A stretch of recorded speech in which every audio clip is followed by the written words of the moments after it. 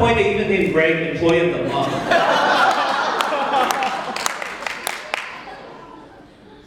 You know, and at the rate we were going, I never thought that Greg was going to end up getting married.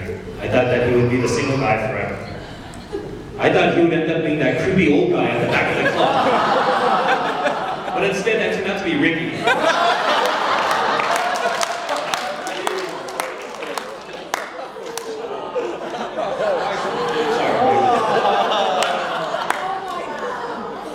And during that time, we didn't have a whole lot of money.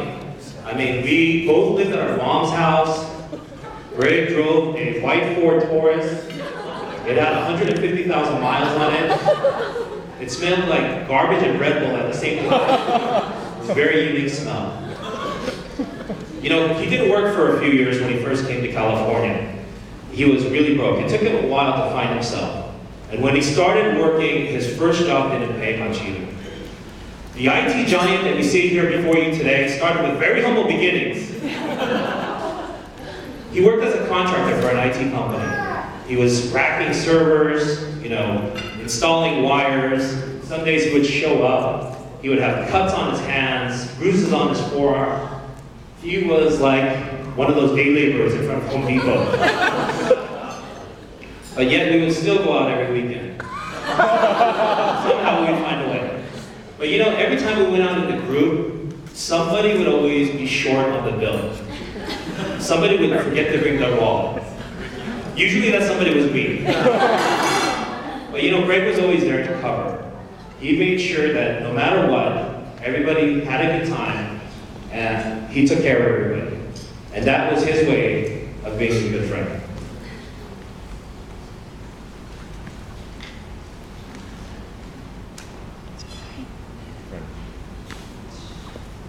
You love him.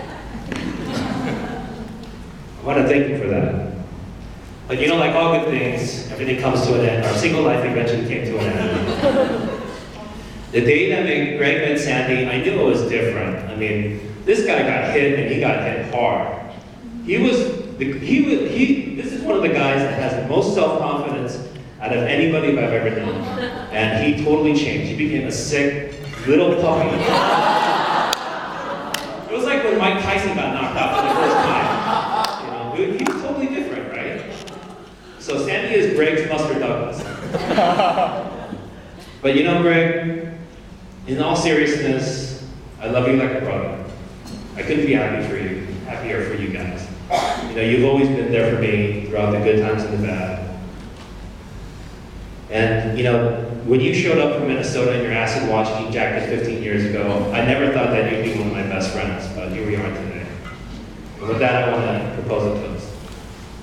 My team. Greg and Sandy, I wish you all the happiness in the world. Congratulations.